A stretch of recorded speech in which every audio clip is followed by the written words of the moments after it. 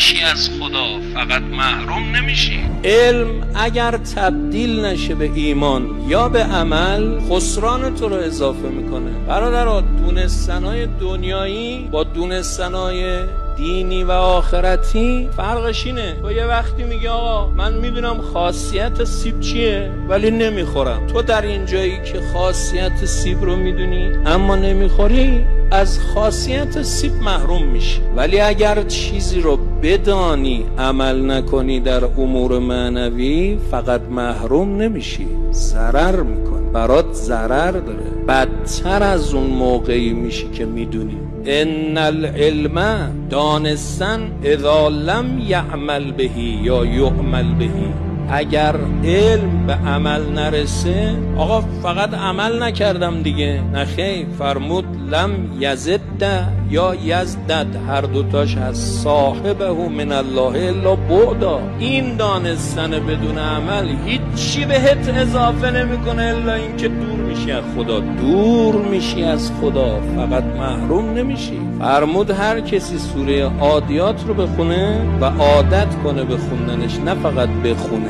مثلا بعد هر نمازش تکرار کنه، عادت کنه به خوندنش. فرمود با امیرالمومنین محشور میشه.